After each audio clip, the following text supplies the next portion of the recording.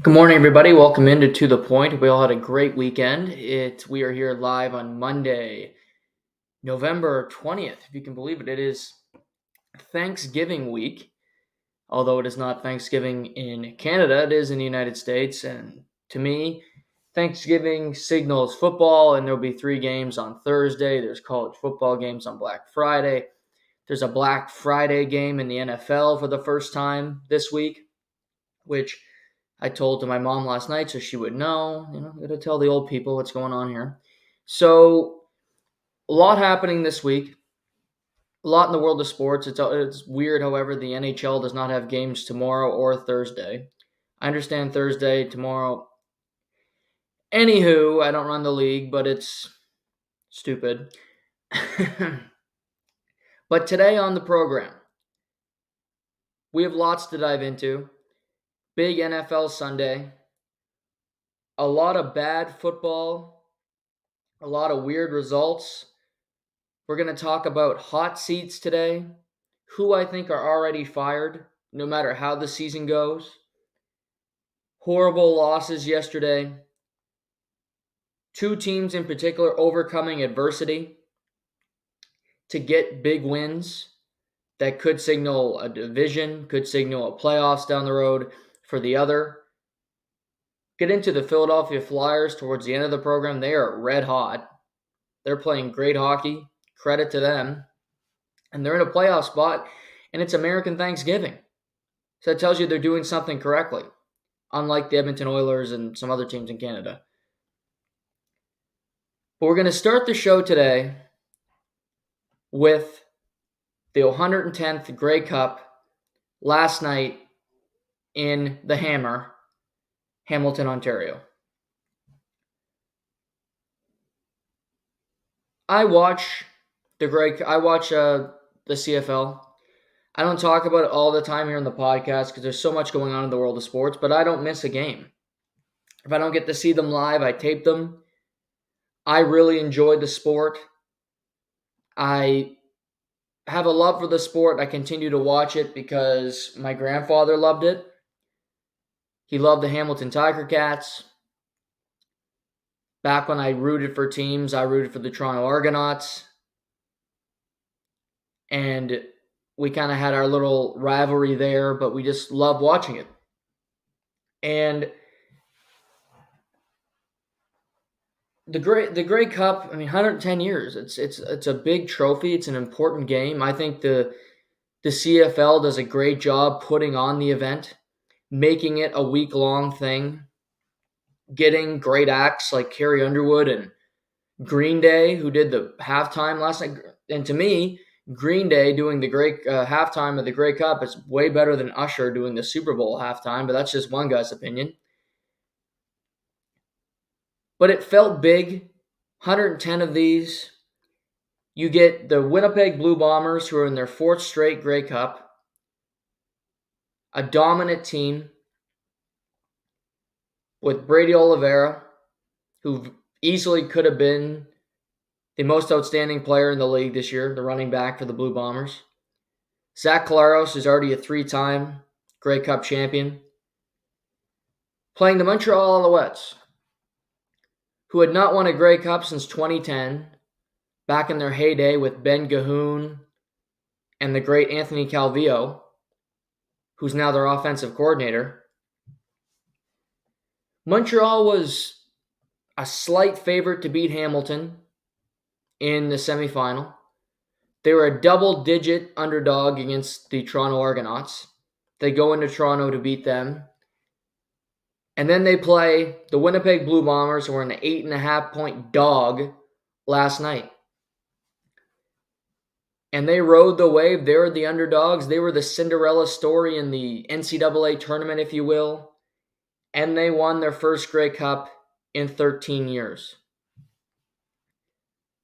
The team of my youth, really, that was dominant, winning back-to-back in 2009, 2010, was in the Grey Cup in 2008, losing to Smiling Hank, Henry Burris, and the Calgary Stampeders. It's a really cool story on a whole lot of fronts. Starting with head coach. Jason Moss, he's bounced around the CFL. He's worked in Edmonton as a head coach, was the offensive coordinator in Saskatchewan, was kind of relieved of his duties. They didn't want him in Saskatchewan, and yet they missed the playoffs this year, and Craig Dickinson gets fired. But he gets the opportunity to go to Montreal and become the head coach. They wanted some stability. They have had a great defensive coordinator for a long time in Noel Thorpe. They bring in Jason Moss to fix the offense. Trevor Harris went to Saskatchewan. Cody Fajardo, who was in Saskatchewan, goes to Montreal. The much maligned Cody Fajardo, who was often asked this year, is he going to be benched for Caleb Evans? Why would the Alouettes bring him in? He's not a great quarterback. He has so many faults, blah, blah, blah, blah, blah. And yet, through all that adversity, after being really thrown away in Saskatchewan, was not offered an extension. He battled against the Argonauts. He got through that game, and he goes into last night and had the best game of his career. 21 for 26, 290 yards, 3 touchdown passes. Does it get any better than that? And how about a 2nd and 18 completion, a 3rd and 5, huge completion down the field to Spiker. And on the next play, he throws a dime to Philpott, another Canadian, for the go-ahead and winning touchdown with 11 seconds on the clock. Jason Moss did not give up on Cody Fajardo, and Cody Fajardo clearly believed in Jason Moss. They left Saskatchewan, they get to a new opportunity, a new city, and they delivered. Fajardo was a good college quarterback. Jason Moss, to me, was a good coach in Edmonton. Look at the way the Elks have run their business the last number of years. It hasn't been all that great. They've had bad teams for a long time. Jason Moss was their last stability at head coach. But the great stories don't end there. Austin Mack, who was a rookie in the CFL, was a wide receiver at The Ohio State. I'm sure he thought he was going to be an NFL player. Doesn't work out, he comes to Canada.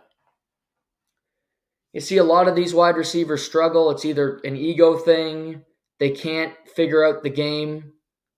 Austin Mack was the polar opposite. He had a phenomenal season. He had a great game last night. 6 catches for 103 yards and a touchdown, averaging 17 yards per catch.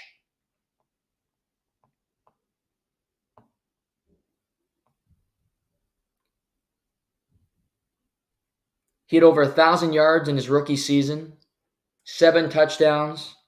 He was the go-to guy. In big spots, you threw the ball to him, and he found a way to make the grab. He comes over. One of my favorite guys who wins a Grey Cup last night, he's been in the league a long time. If you follow the CFL, you'll know the name Sean Lemon. Played in BC, played for the Argonauts, played for Hamilton. He's played everywhere. Wasn't given a contract through training camp. Nobody wanted him. He gets to mid-July and the Alouettes call him.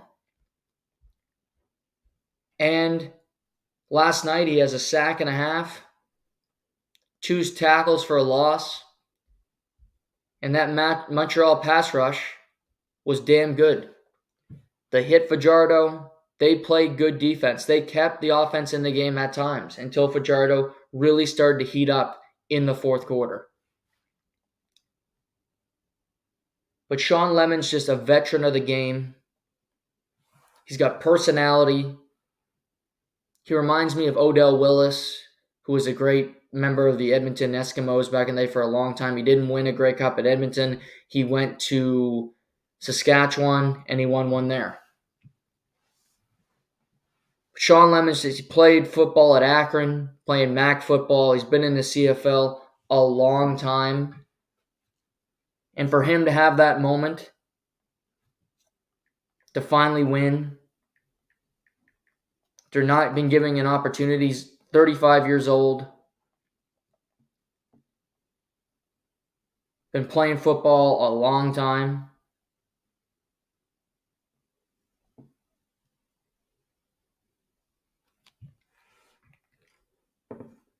But all those names, Fajardo, most outstanding player. Philpott was the most outstanding Canadian in the game.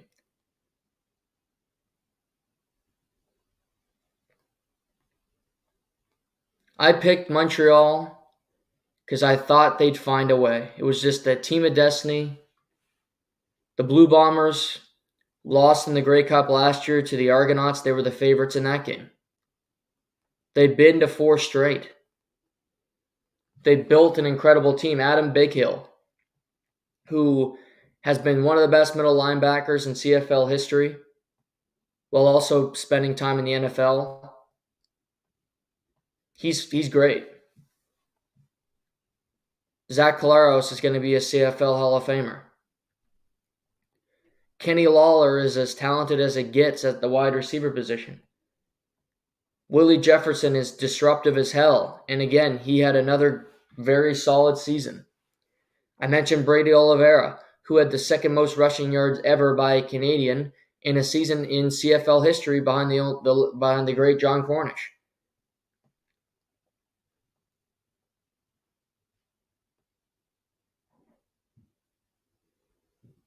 But they don't win the big game again. Their defense can come up with a play down the stretch to win them the game. Fajardo and the Alouettes were too good. To me, the Grey Cup is a better game normally than the Super Bowl. There are outliers, but I was watching back some of the old Grey Cup games this week as TSN got prepared for the game. It's that great overtime game where the Red Blacks won with Ernest Jackson catching that pass from Henry Burris.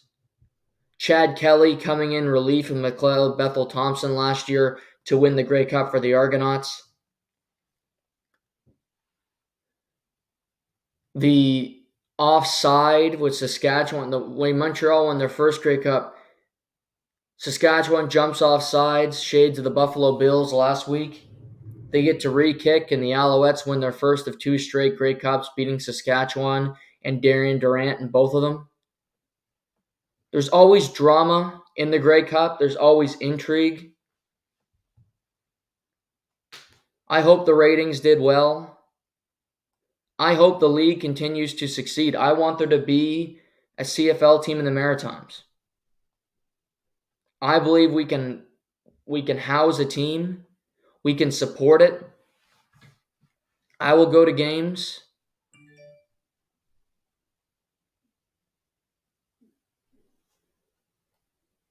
Halifax, Moncton, wherever you want to put it, I think it would be great. I think it would do well. But last night was a really good showcase for the league. The halftime was good. The game was great. Drama at the end. Congrats to the Montreal Alouettes. Took them 13 years, but Anthony Calvillo, who was the last quarterback to win a Grey Cup there, is the offensive coordinator this time around. So he has his imprint on a lot of championships in the history of that franchise. One of the best quarterbacks in league history continues his legacy.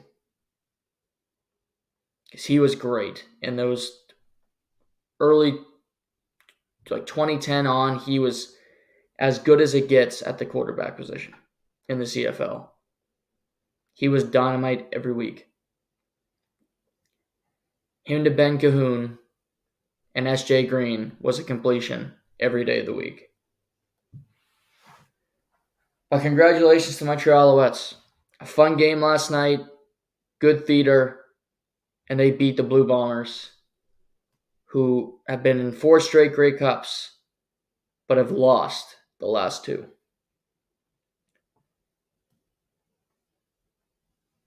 The Grey Cup was definitely more entertaining than the NFL yesterday. But the great thing about football is even bad football is entertaining. It's better than most things in life. That might sound grim, but that's just my outlook on it. So much I love the sport. Because you saw some performances, you would go, oh God, what happened there? Jeez, that's ugly. Before we get into the weeds on some of those performances, I want to talk about hot seats. Coaches who could be fired, will be fired. I think there's a number of them who believe that their ass is really it's about to be that little poker. You're about to be stuck right in the ass, and you're close to being done. The most obvious one to me is the Washington football team and Ron Rivera.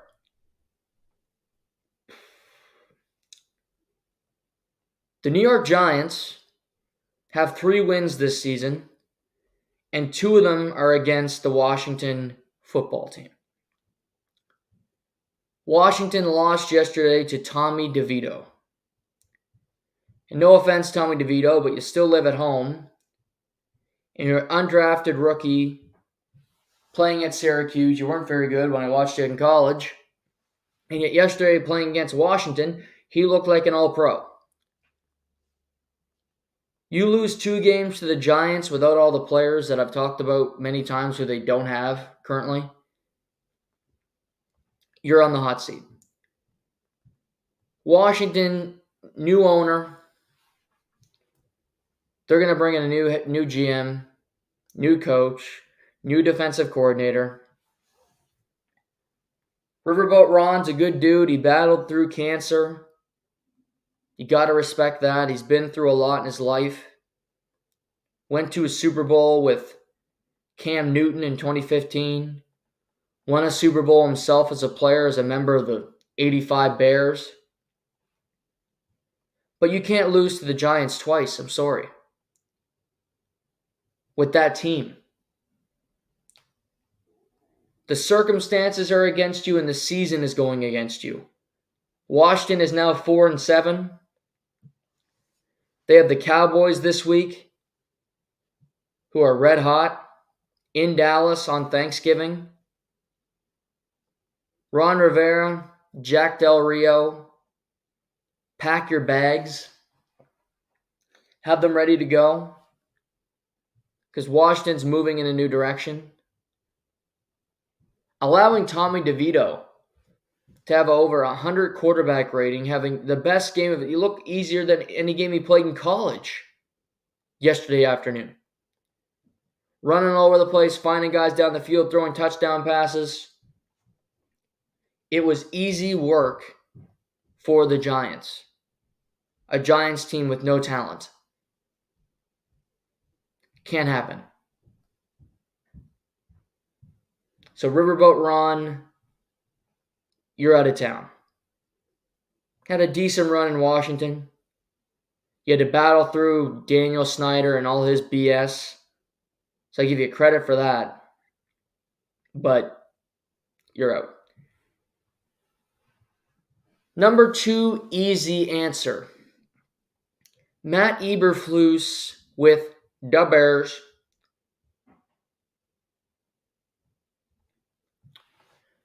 Chicago had a win yesterday.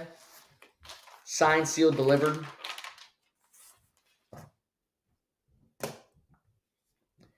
Up 26-13 entering the fourth quarter. Justin Fields returning from injury. He played great, by the way. He had that fumble at the end, but he was trying to make a play that really they're going to lose the game anyway. Other than that play, Aiden Hutchinson blowing his arm off, he played fantastic. Didn't make a whole lot of mistakes, made some good throws, found DJ Moore down the field, used his legs, designed runs. He was great.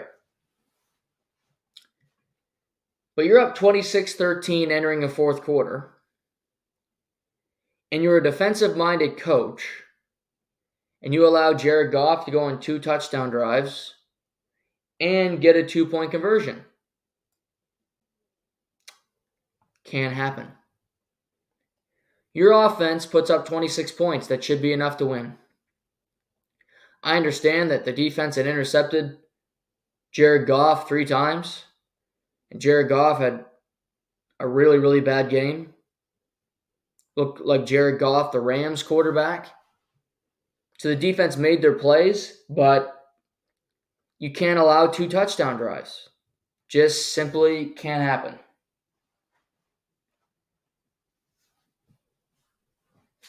They dropped to 3-8.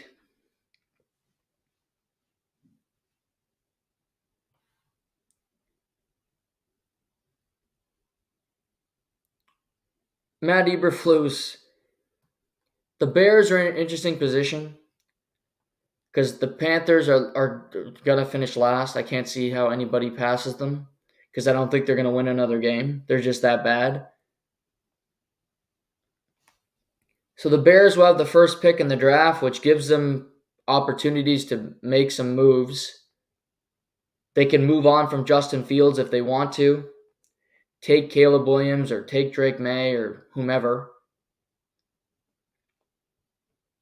But they also, with the loss, keeps them in contention to have 2 picks potentially in the top 5. So it gives them options. As an organization, I think they're happy they lost the game yesterday because the next draft is more important than this season. They're not going to make the playoffs. They're not a contender. They need more talent. They have a long way to go to compete with the likes of Detroit or even in Minnesota. All that being said, Matt Eberflus is the head coach, and you lose a game like that, it can't be done. You can't lose a game that way. You need to find a way to win it. You're up 26-13. Make better calls on pass rush, blitzes, something. You can't lose that game. Chicago's made a lot of mistakes for a lot of years with quarterbacks, head coaches, all of it, right?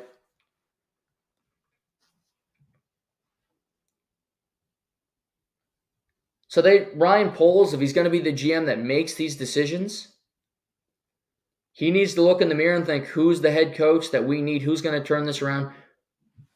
Who do we want leading this franchise forward with a new quarterback or whatever we decide to do as a team? They potentially could get more draft capital if they would trade Justin Fields in the offseason. They could be loaded with picks.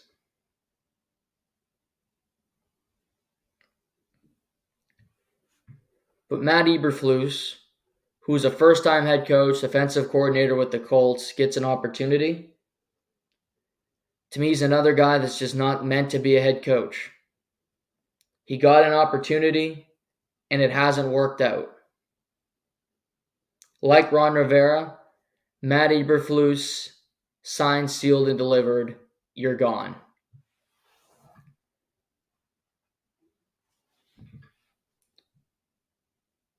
Next up, my old pal Brandon Staley with the Chargers.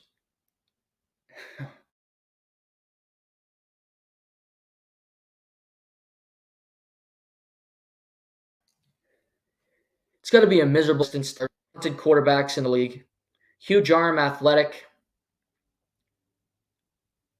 You get Keenan Allen, who's as reliable wide receiver as it gets. Joey Bosa, good pass rusher. You got all that stuff. And yet, after 11 weeks, you are 4-6, and you just lost a game in Green Bay to a bad Green Bay team. Although they have the same record as you, so that tells you what the Chargers are.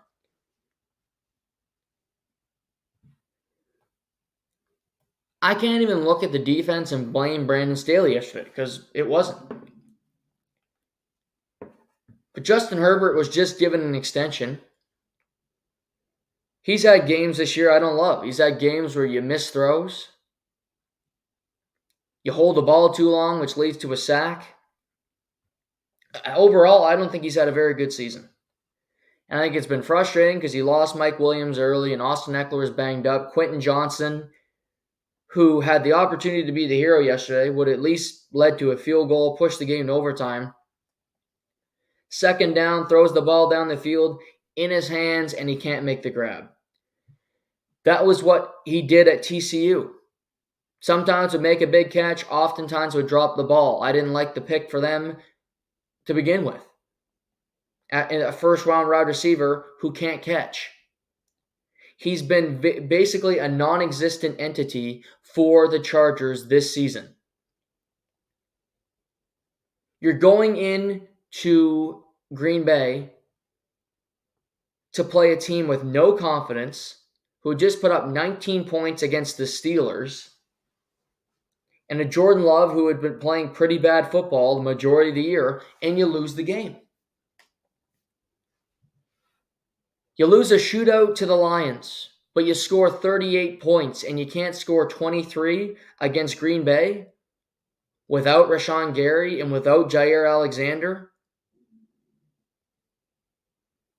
without David Bakhtiari on offense on that offensive line.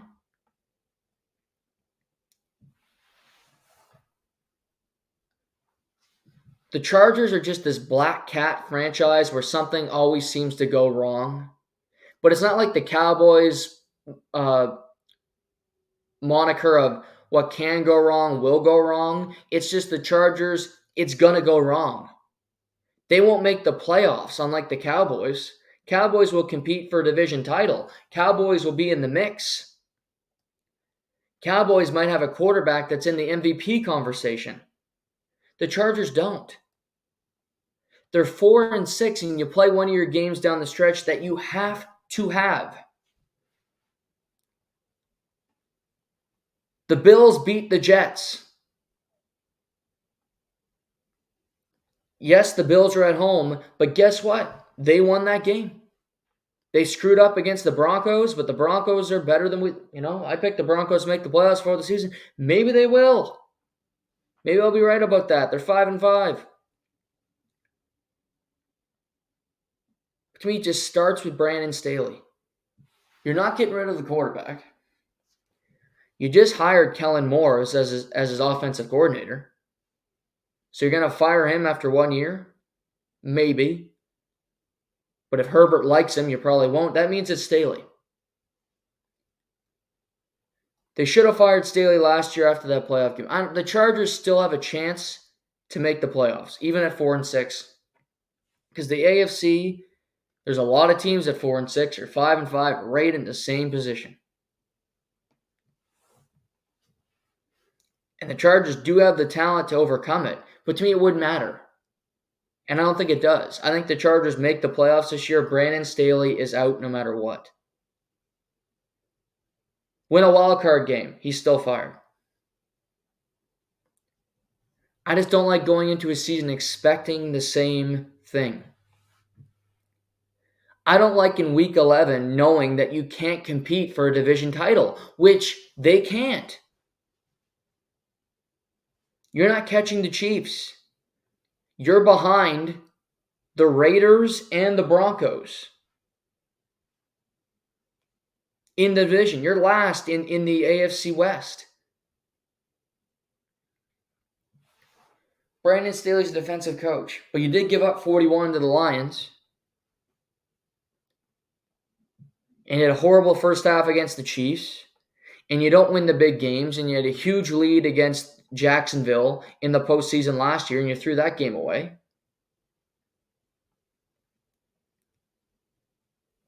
To me, he's no different than Ron Rivera or Matt Eberflus. He's fired. He's done. Now, these three positions, I don't think either of them is going to get fired before the end of the season. Teams will let them play it out. They'll look at it and try to figure it out and see what they can do. Now, there's one other hot seat possibility that I wonder if it will happen before the end of the season. And that's Matt Canada with the Pittsburgh Steelers.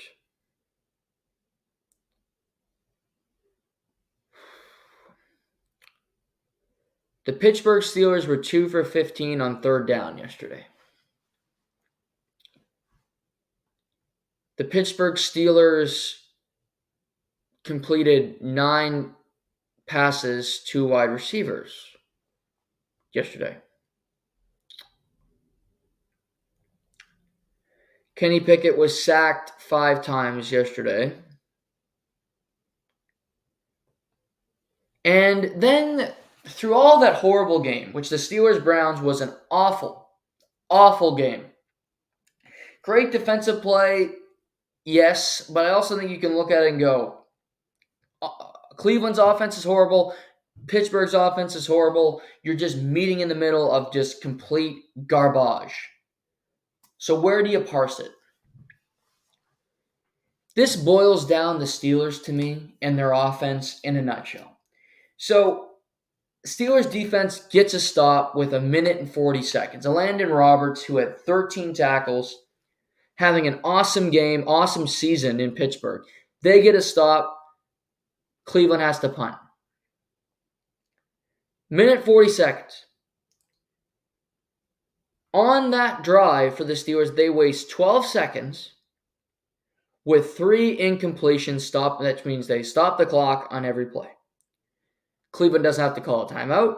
Cleveland doesn't have to do anything. It's just pass, Kenny Pickett, incomplete. Deontay Johnson threw it over his head. Looking for George Pickens, sideline, over his head, and then he had to throw the ball away on third down because the pressure got there from Myles Garrett. 3 plays with no direction, no thought, or thinking, what is our offense? The entire day, the only person on the Pittsburgh offense that was getting any kind of yardage was Jaylen Warren, who had over 100 on less than 15 carries. Sorry, less than 15 touches. Jaylen Warren had a massive touchdown run to begin the second half, was the spark plug for that team, and yet let's not go to him in the key moment. Let's not run the ball on one of these plays, so at the very least, they have to stop the run. They have to use the timeout to stop the clock. Jaylen Warren only ran the ball 9 times yesterday, ran the ball 9 times for 129 yards. That's 14 a clip. He also caught the ball 3 times for 16 yards.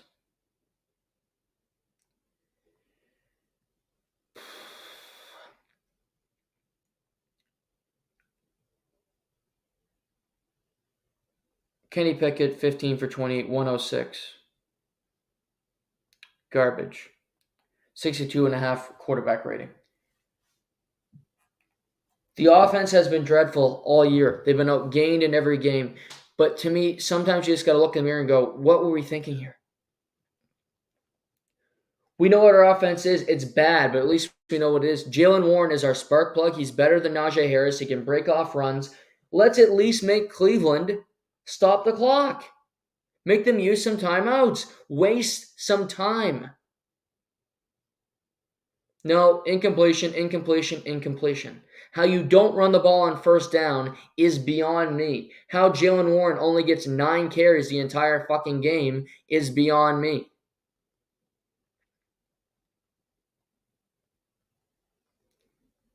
Matt Canada has been booed the entire season. At a Penguins game, they're chanting, "Fire Matt Canada." Now the Rooneys, Mike Tomlin, they don't rush to make changes. They don't like firing people. Pittsburgh has this belief that, you want to have stability and you want to look like you're all set. I get that. There are more organizations that just fire people willy-nilly, who just do it randomly. They love it, and there's no cohesion in the organization. So I understand what they're trying to accomplish. With all that being said, Your offense has been outgained in all 10 games. Your quarterback has the 4th worst QBR in the NFL.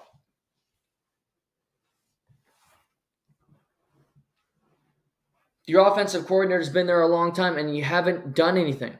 Pat Freiermuth, a tight end I really like, had 1 catch for 7 yards yesterday and only had 1 damn target the entire day. George Pickens is uber talented. He had 4 catches for 28 yards. Not to mention Kenny Pickett, this tells you a lot about him. 3 straight incompletions. Dorian Thompson-Robinson, who wasn't great, but his second start, towards the end of that game, he made 3 completions, big passes, which led to Cleveland being put in field goal range, and they won. Not to mention, Cleveland averaged 2.6 yards per carry on the ground, which isn't all that good. DTR was actually had the longest rush of the day for Cleveland. So there you go. He threw an interception. He was sacked. He had a lower QB rating than Kenny Pickett, but I disagree with that. He was better, in my opinion. They both weren't good. It was a horrible game when it comes to quarterback play. They were both god-awful. But in that moment, to get them the field goal range, he did it. Kenny Pickett could not. I don't see any movement. I don't see any creativity. It's just bland, same pass plays. Let's throw a screen pass where we have 3 defensive players in front of us with nobody blocking. That makes sense. What's the thought on that play? And the Steelers are 6-4. That's the thing. The Steelers are 2 games ahead of the Los Angeles Chargers. That tells you how bad Brandon Staley is. That somehow the Steelers are 2 games above 500 and they've been outgained in every game, and they should have won that game. They should be 7-4, a game back of Baltimore for first. But Cleveland is. I think a win like that yesterday gives Cleveland a playoff spot. It's gonna make them a playoff team winning that game. And after the game, they signed Joe Flacco to their practice squad. Jake Trotter reported that he'll be elevated to the active roster. I think he's going to be their starting quarterback in a couple weeks. Likely won't be this week. They play the Broncos. Give him some time to practice, work on things. It wouldn't stun me if they're a playoff team down the stretch if Joe Flacco's playing quarterback. Because Myles Garrett is going to win Defensive Player of the Year. He's phenomenal. He's a force. You can't do anything with him. And knew someone that defense can just flat out ball. But I don't think a rookie DTR can get them over the top, can get them. And I don't know if Joe Flacco can win them the Super Bowl as well. But I think they believe internally that he'll give them a better chance. That they'll go into the postseason with the ability to compete. To win a playoff game. To compete for division title down the stretch. Could they potentially get a bye? Could they surpass Baltimore? Not out of the realm of possibility. Cincinnati wounded. They're a better team than Pittsburgh. Anything can happen here. If Kansas City can lose a big game tonight, that'll help them.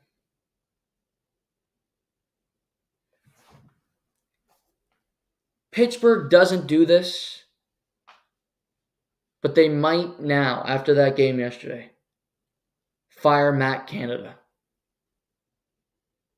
He's on the hot seat. We saw the Bills do it with Ken Dorsey. That offense didn't look great in the first half, but it woke up in the second to beat the Jets.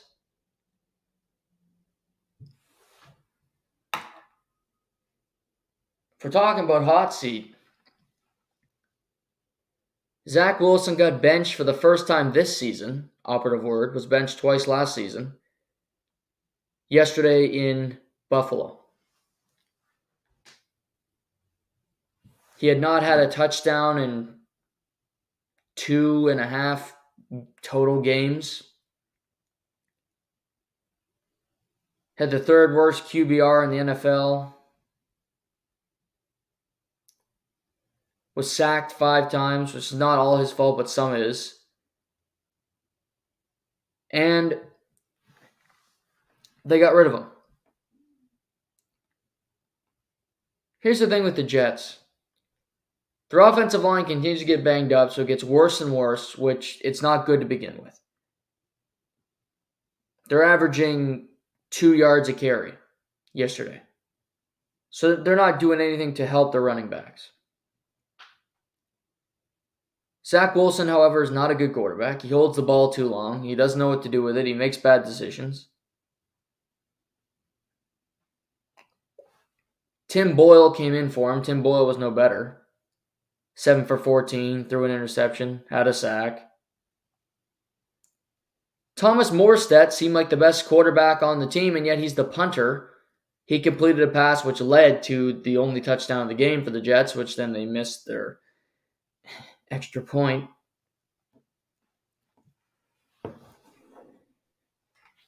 Aaron Rodgers keeps new reports every week. He wants to come back. He wants to start practicing by December 2nd.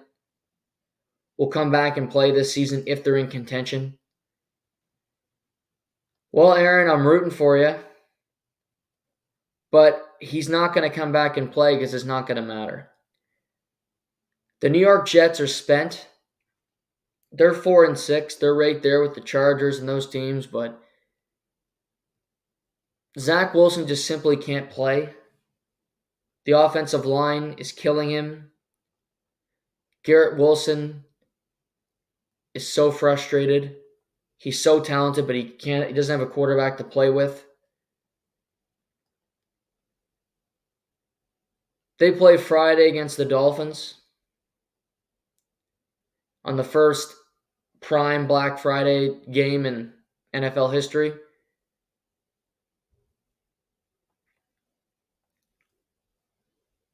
If I'm the Jets, I'm starting Trevor Siemian.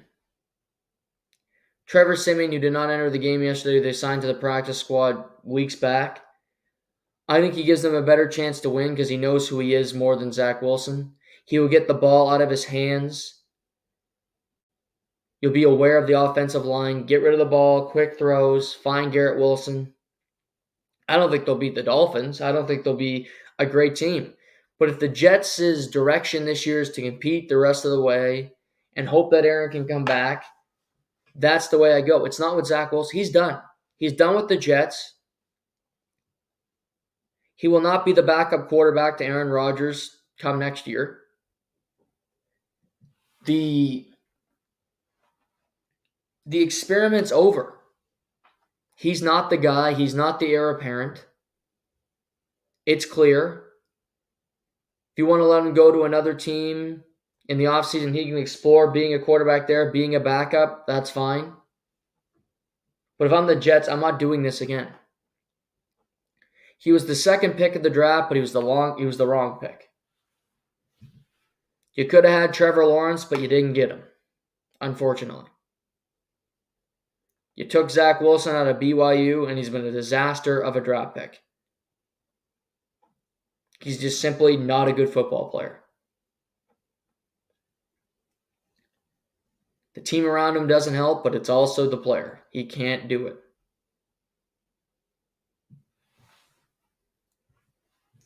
If I'm Robert Saleh, that's what I'm doing, but I don't think Robert Saleh really has a choice in the matter.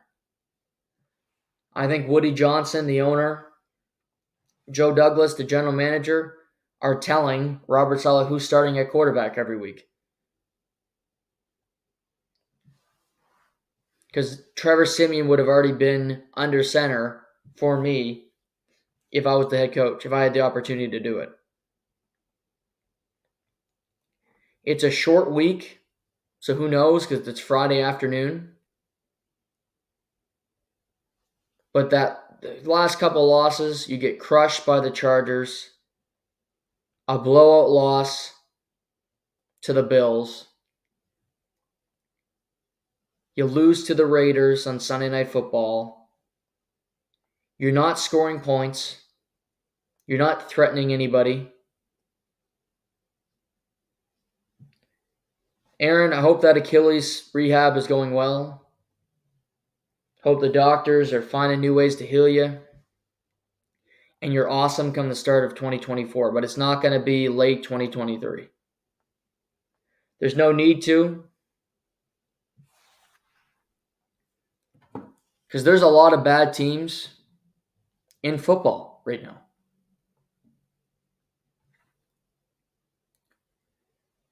The wildcard teams currently in the AFC, the 5th seed, the Cleveland Browns. You have the Texans and the Steelers. They would be in the playoffs if it started today. Outside looking in, you have the Buffalo Bills, the Colts, Broncos, Bengals, Raiders, Chargers, Jets. You're gonna jump all those teams to make the playoffs? No. No chance.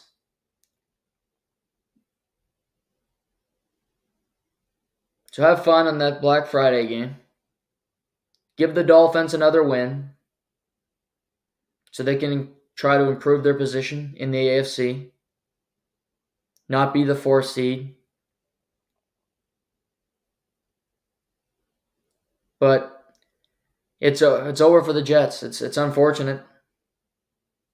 But if it's Friday game for me, Trevor Siemian is starting at court, not Zach Wilson. Fans will be more excited with that because at least they'll think they'll have a chance. It's something different. Seeing Zach Wilson get on that field again, to me, is just an antidepressant for Jets faithful. It signals another loss. It signals bad play. It signals booing. You might still get it with Trevor Siemian. He's not exactly Mr. All-Pro. I mean, he was a quarterback at Northwestern.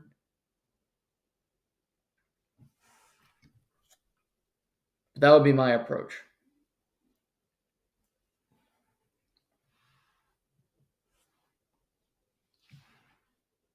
Others yesterday, Miami survived the Raiders. Good game from Jalen Ramsey. 2 interceptions, a big one late.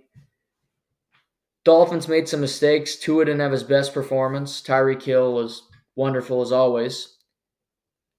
The big thing there is they won the game. Talked about before, a lot of teams find a way to lose to a bad team. Miami hasn't. They're 0-3 against teams with winning records, but they are 7-0 against teams with losing records, and sometimes that's half the battle. To make the playoffs, to win a division title, the Bills are behind Miami because the Bills normally lose to bad teams. They lost to the Jets. They lost to the Broncos. They've done this before. They should have lost to the Giants. So credit to Miami. They have the Jets on Friday. Jags bounce back from embarrassing loss to San Francisco. They get by the Tennessee Titans. Great game from Trevor Lawrence. They're 7-3. They're currently the 3rd seed in the AFC behind Baltimore, Kansas City, and 1 ahead of the Dolphins. So they're a good team. However, they will have some competition in their division, which we'll talk about here in a minute. Cowboys dust up the Panthers. Cowboys are 7-3. Again, they look good. Dak Prescott's playing the best quarterback of his career. Maybe since 2016, I would say. He's confident, making good decisions. He never has to finish a game. He's always out in the 3rd quarter. Completing 70% of his passes. 19 touchdowns, 6 interceptions. Only 1 fumble. He's been efficient. He's been good. They beat up a lot of bad teams over the last couple weeks, but hey, you can only play who's on your schedule. They're getting ready for that rematch with the Eagles, which will be their biggest game.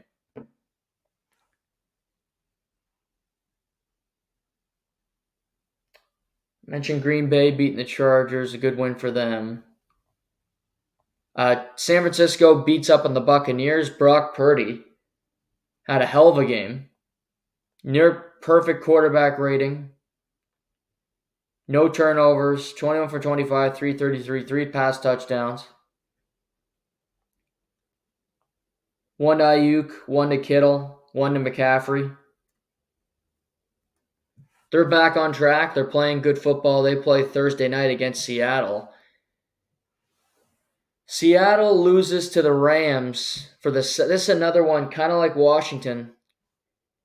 They lose to the Rams twice in one season. Seattle 6-4, 2 of the losses to the Rams. You only put up 16 points. They were looking fantastic. Then Geno Smith gets hurt, gets blasted by Aaron Donald, hurts his elbow. He misses about half a quarter. He comes back late, puts them in position to win the game on a walk-off field goal, but Jason Myers misses it, and the Rams get the win.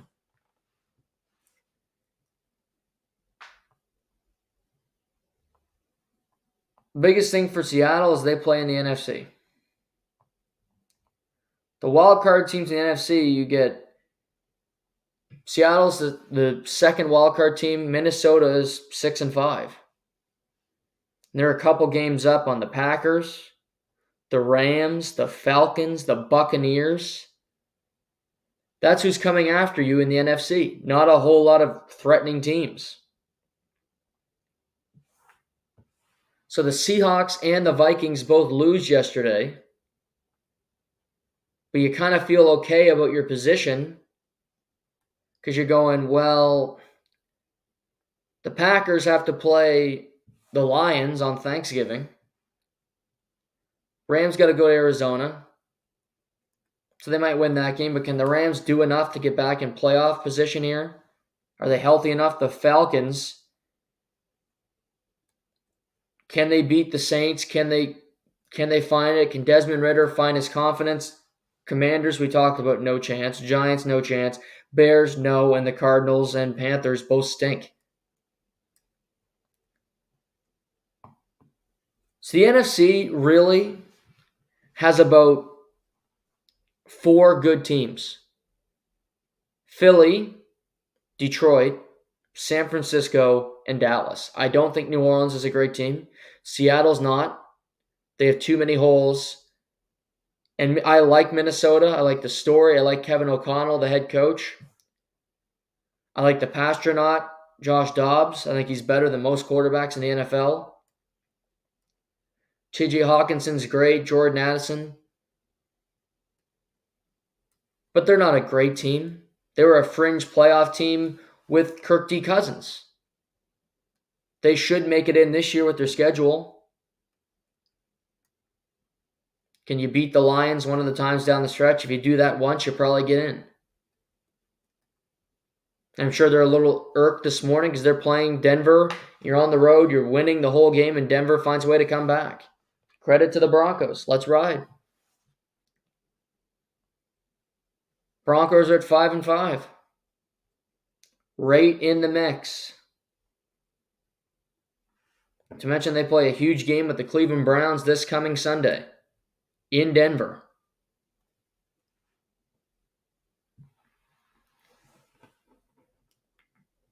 I want to give credit to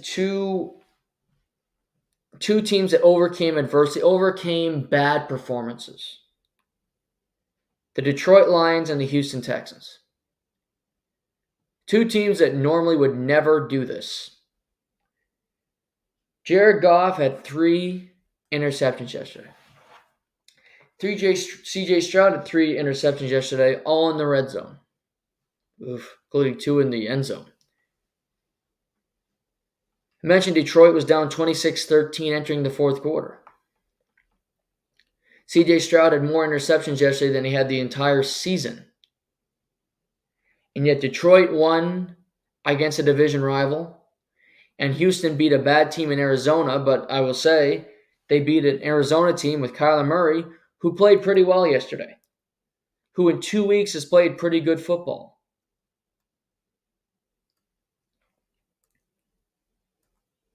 You throw 3 interceptions, that many turnovers, it's unlikely you're going to win the game. You're in a really tough spot. You put your defense in bad situations at times, but yet you overcome it. Yet Jared Goff throws 2 touchdown passes at the end of the game in the fourth quarter to bounce back.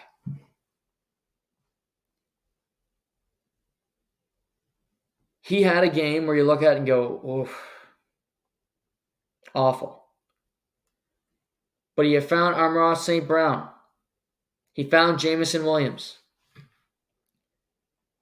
And they found a way to do it. Jahmyr Gibbs, David Montgomery, 2 rushing touchdowns, and the Lions find a way to win. They got punched in the mouth, but they punch back with Dan Campbell as their head coach. And you avoid a bad loss, so now you are 8-2 on the season. Right there with the Eagles. Still in a position where you could get the number 1 seed in the NFC. It's a loss like that where you look at it and go, God, that hurts. We lost a chance of getting a bye and having home field throughout the postseason.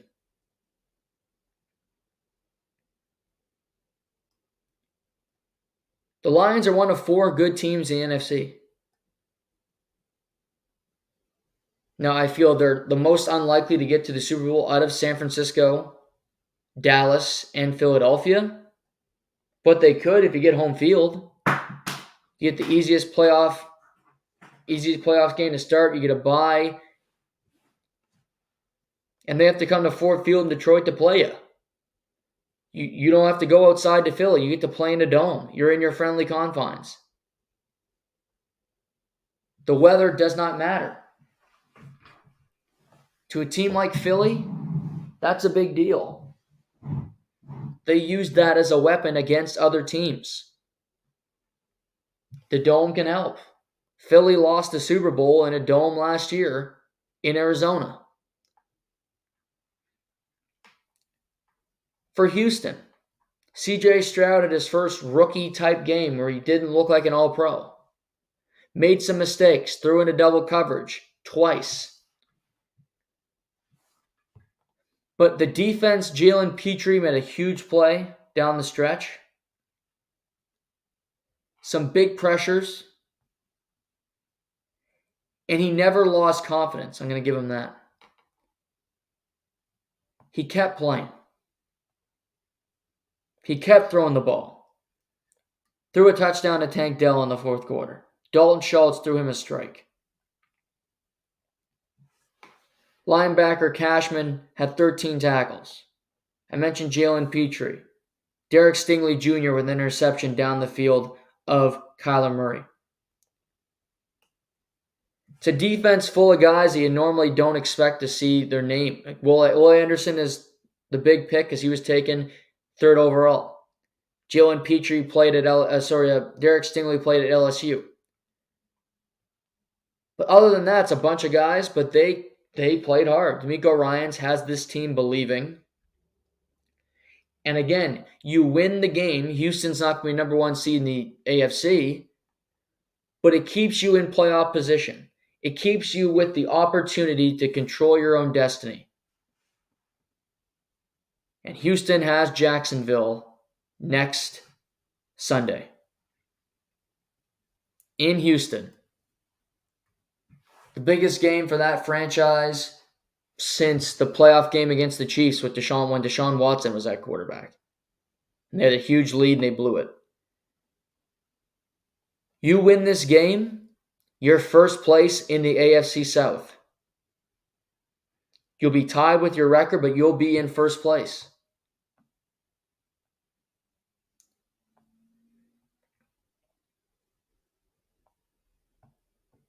Houston's won 3 in a row. Beating the Bucs, beating the Bengals, beating the Cardinals. Home to the Jags. Home to the Broncos. At the Jets. At the Titans. Home to the Browns. Home to the Titans. And then they finish at the Colts. They have a very favorable schedule down the stretch here. Jacksonville game's tough. You need to win that one. Broncos can be a tough game, but the Jets, Titans twice, Browns without a stable quarterback, and the Colts, who are always in the fight but not exactly a threatening club. CJ Stroud's a stud. His MVP consideration took a hit yesterday with that performance, but the big thing is you won the game. You're going to win Offensive Rookie of the Year no matter what. But what I will say is I don't think there's an MVP that's a clear cut right now in the NFL. Nobody jumps out to me and I go, he has to get my vote.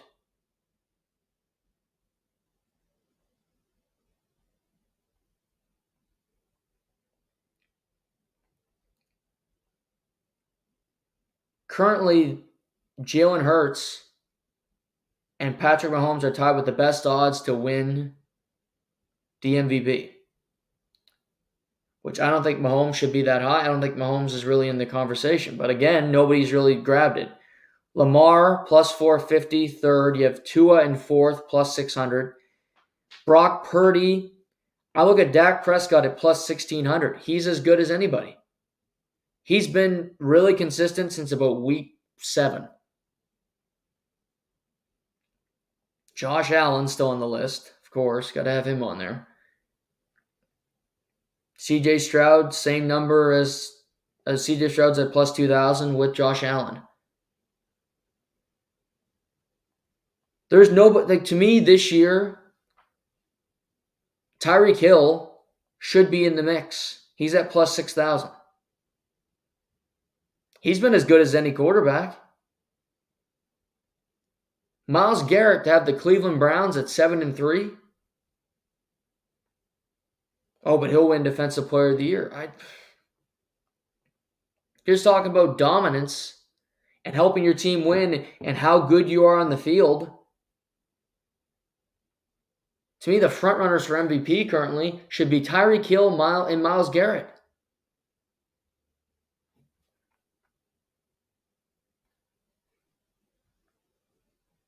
For just looking at receiving yards, currently it's Tyreek Hill, and he has 200 more than the next closest receiver, which is CeeDee Lamb. He's got 1,222. He leads the league in receiving touchdowns with 9.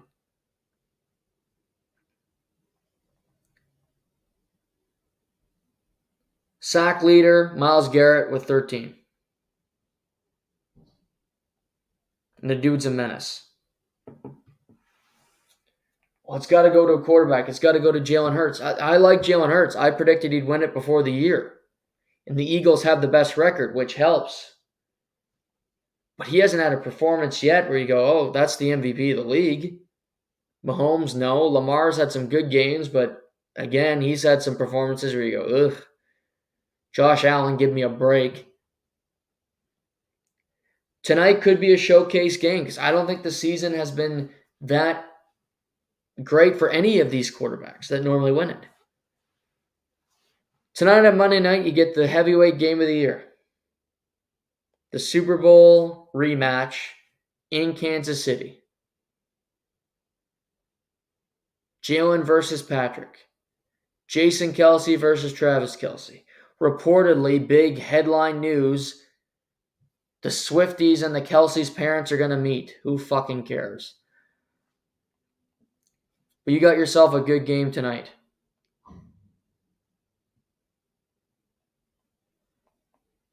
Currently, the Chiefs are a 2.5-point home favorite over the Eagles. Over-unders at 45.5. Oof. Kansas City offensively has struggled. Their last game was against the Dolphins. They didn't score a point in the second half.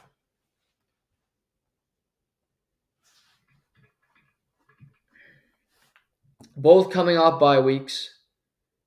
The weakness of the Philadelphia Eagles is their secondary. I want to see if these Chiefs wide receivers can take advantage of it tonight. If they can pop Rashee Rice Can he become a bigger part of the offense? Can he start to make some plays? Philly's got the best record in the NFL. Kansas City has the best record in the AFC. So it's huge for both. Philly loses tonight, they'll be tied with the Detroit Lions at 8-2. Kansas City loses tonight, they will be 7-3 with the Jags and with the Dolphins, and they'll still be ahead of them because they beat them both. But you'll be down the stretch, you got to win every game. No margin for error. No mistakes for Kansas City. For Philly, you got to think we got our heavyweight game here. We got to go play the Bills on a short week. Yes, it's at home, but it's still a tough game. We got Dallas again in a couple weeks. In Dallas. That's not fun. Eagles have to play San Francisco. It's a home game. But again, a tough matchup.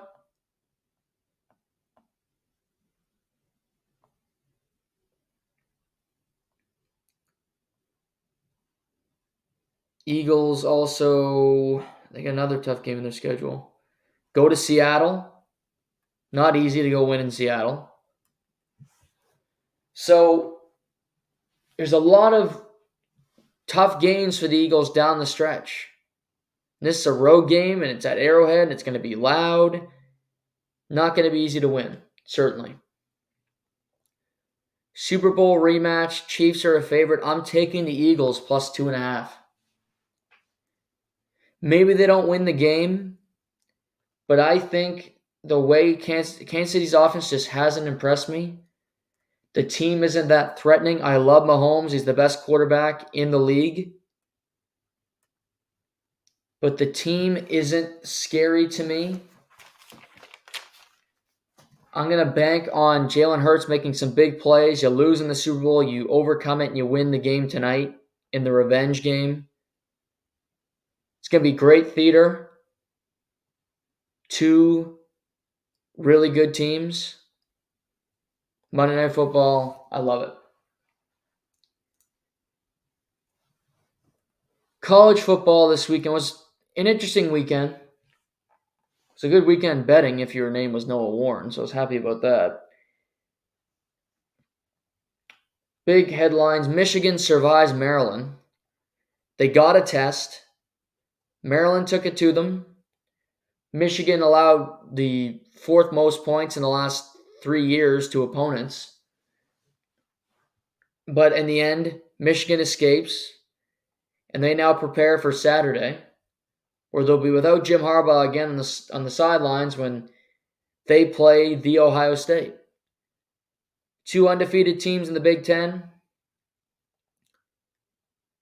Michigan has won the last 2 years, 2 matchups. Ohio State's trying to get back to the top of things. The winner of the game will 100% be in the college football playoff. The Big Ten title game will be against Iowa, who refuses to play offense. They win games, and they win me money, bet gambling, because you always take the under, any Iowa game. But it's the big game of the year. But credit to Maryland for giving them a fight that other teams haven't. Ohio State on the weekend crushed Minnesota 37-3. Another bad team. Georgia, dominant performance against Tennessee. Tennessee scores on their first play from scrimmage, and after that, the game was a wrap. Brock Bowers is back. He looked fantastic. Creative plays, scoring touchdowns. It got quiet in Tennessee quick because Georgia has won 28 straight games over 3 seasons. That's the ties for the longest streak in SEC history. They have a game next weekend, and then they'll likely be playing Alabama. in the SEC championship game for all the marbles.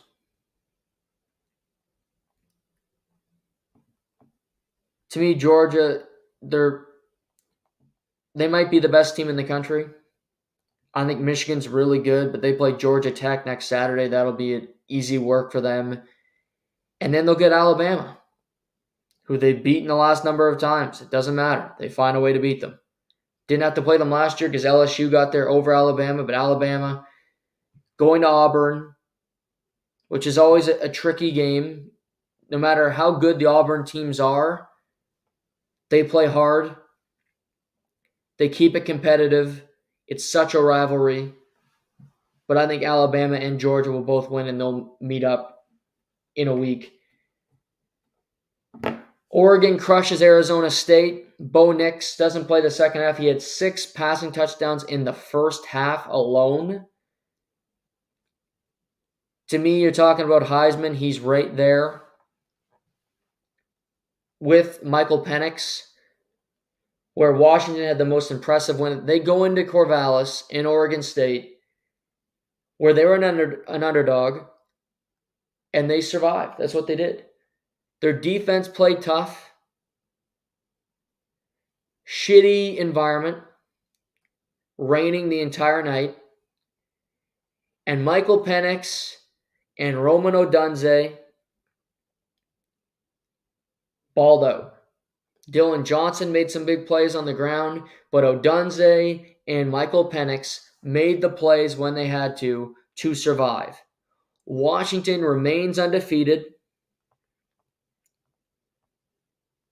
Wins 22-20 in a scare game.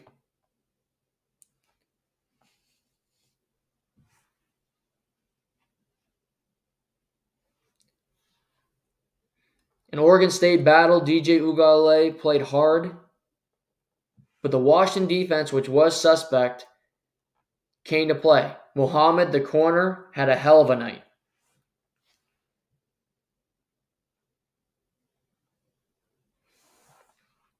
Rest of the day, LSU, Jaden Daniels, he's also in the Heisman conversation. Just the team isn't that good, but his numbers make you think he should be. Texas beats Iowa State. They remain in the mix. Missouri defeats Florida by 2. Florida State loses Jordan Travis. That's the headline. They win 58-13. But Jordan Travis got carted off. It's unknown really his status. Rodemaker came in and played pretty well.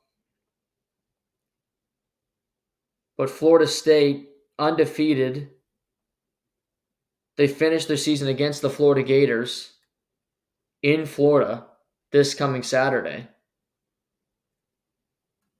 Not a gimme win. Florida's not a great team. They're 5-6, but they'll be playing for something. They win that game, they'll be bowl eligible. They'll ruin Florida State's season. Keep them out of the college football playoff, guaranteed.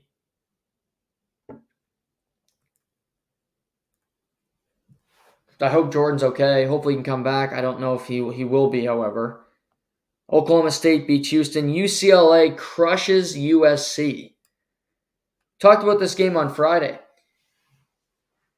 Chip Kelly, hot seat, could be done for him in UCLA. Well, he goes into USC and beats them by 18.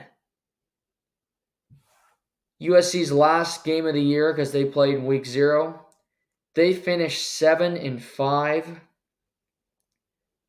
Could be Caleb Williams' last game as a college football player. He doesn't talk to the media after. Lincoln Riley, if it wasn't for the money, he would definitely be on the hot seat. You have one of the best college quarterbacks in the history of the NCAA, and you go 7-5 with that team. Had to fire a defensive coordinator in season, and you lose to UCLA. UCLA finishes with Cal. They could finish with an 8-4 season, which on paper doesn't look that bad for Chip Kelly, and you beat USC, and you played pretty well, and you're playing in the Pac-12 that's loaded. Arizona got another win this weekend. They crushed Utah I mean, goddamn, Arizona is 8-3. They could be ranked inside the top 15 when the season's over. Arizona finishes at Arizona State. They're going to win that game. They're going to be 9-3 school for the first time since 2004. Incredible season for them. Ole Miss crushes Louisiana Monroe. Penn State gets by. Oklahoma survives BYU. Great cover by BYU in that game, however. Louisville beats Miami.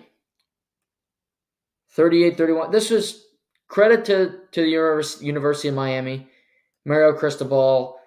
Not the season. The way it started, you're looking at it going, we're going to be great. But they fought in this game. They probably should have won the game, quite frankly.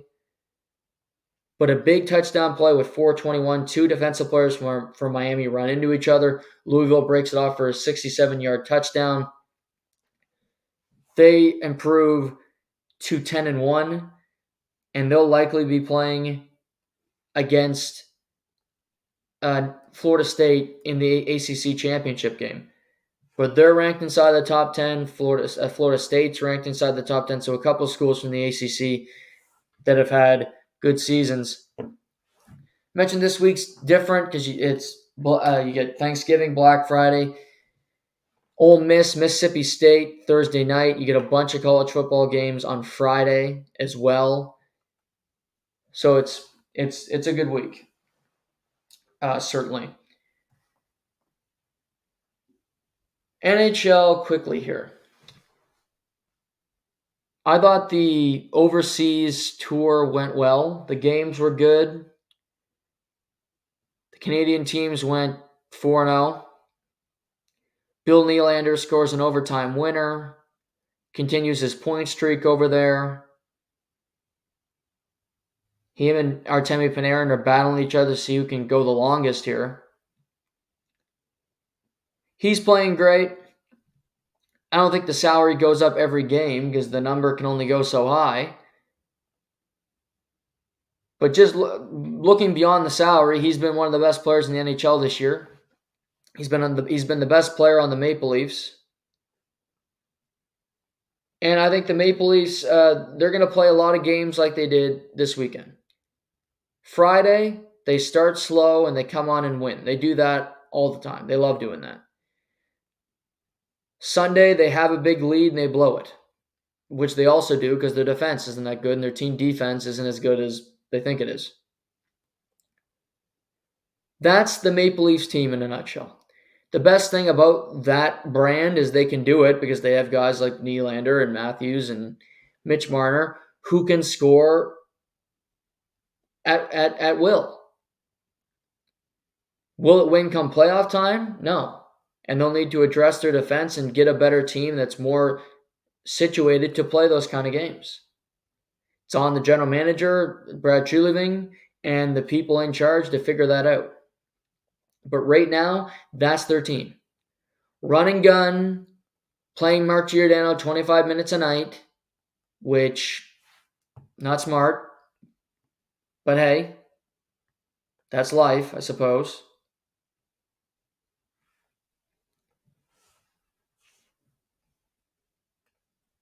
But we'll see what happens. Because it's an interesting spot with that team. Because they know they need to make changes. I think Zadorov wants to be traded sooner rather than later. The Flames are just kind of floundering around trying to remain competitive, but it's American Thanksgiving. You are who you are. Rangers, game Saturday night, Rangers come back or score 2 goals late to get a win against the Devils, which must have hurt New Jersey. And about an hour later, Colorado does the same thing to Dallas to steal 2 points. Rangers are dominant. Speed on the wings. They're getting good goaltending. Keandre Miller has taken a massive step. I watched basically that whole game between New Jersey and New York. Really entertaining. Jack Hughes comes back, gets 2 points in his first game. He makes New Jersey a different team.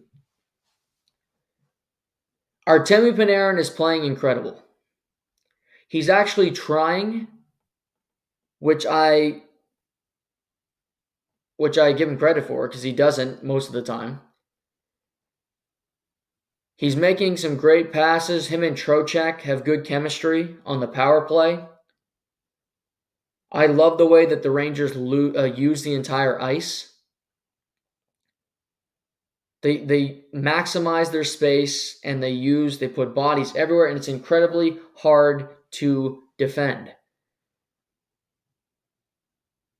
So they're a very good team. And they're basically a lock playoff team the way they've started the year. They just don't lose. They can play tough. They just any way you want to play with that team, they'll do it. And they're in Dallas tonight, which I plan to watch some of that game because those are two damn good teams. But they're 4 points up on the next closest team in the Metro, and they've played 3 less games than the Flyers. So they're in good shape. They're 12-2-1. Flyers are 10-7-1, which you go, they've played 18 games already. Teams can make up ground. True. But also, the Flyers are red hot. You might say they're beating bad teams, they're doing this, that, the other. They're winning games. Beat Columbus yesterday. Beat the Vegas Golden Knights on Saturday. Yeah, Saturday. Trying to remember days now.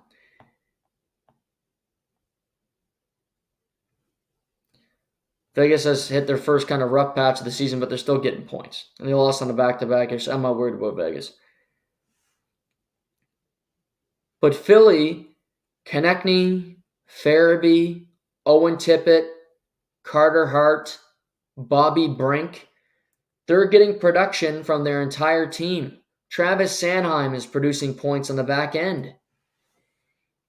And they played Columbus yesterday where Provorov scores the goals. It's a big deal for him, but Patrick Laine's a healthy scratch.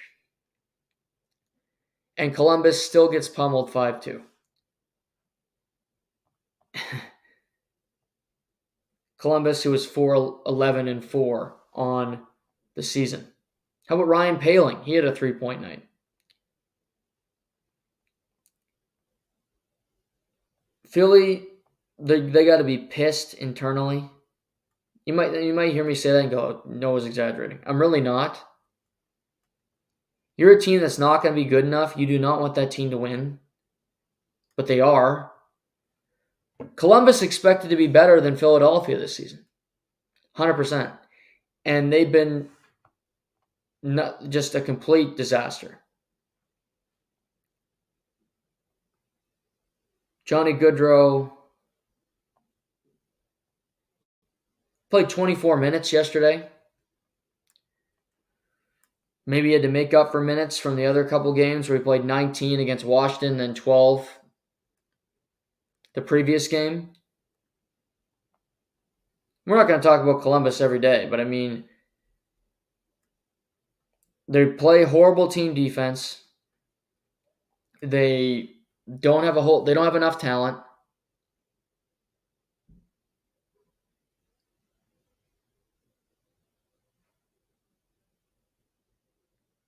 Who knows? But Patrick Laine, not exactly a guy that works hard. Will he take the healthy scratch well? Does it really matter? Because you're playing on a team that's not going anywhere, that's stuck in the mud. Let's see, other new Panthers get Montour and Ekblad back before American Thanksgiving. They got them back Friday night against Anaheim, the last game of their Western road trip. They got the win. Big deal for them. They've had a really great start. Sam Reinhart's second in the NHL in goals. Kachuk's been quietly very good. Goaltending's been solid. And they get those two guys, they get their two best defense back on the back end, and they play the Edmonton Oilers this evening. Edmonton, who threw away 2 points against the Tampa Bay Lightning in a horrible third period where they couldn't play defense or get a stop. Both were true.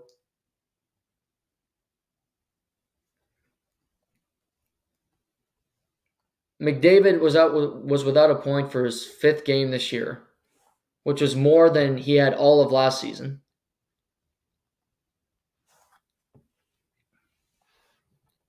5-10-1. I get it. You're on the road. It's a tough spot because you're playing a good Florida team. But apparently when you come back from a long road trip, I heard this from a couple media people a couple weeks ago, in a certain big city, I can't think of what city that would be, but you could probably pierce it together, that Florida should have a scheduled loss tonight coming back from California. So we'll see. Edmonton was in Tampa, then you just have to go to Florida right down the turnpike. Not a long trip. But they need to win these games. You play tonight. I believe you play in the nation's capital, if I'm not wrong. No, in Carolina on Wednesday, then in the nation's capital on Friday. You're out east. You're playing games. You need to find ways to get points. We get that tonight. Bruins Lightning. Great game. Looking forward to that. Rangers Stars. Very good game. Kings Coyotes. Quietly. Very competitive.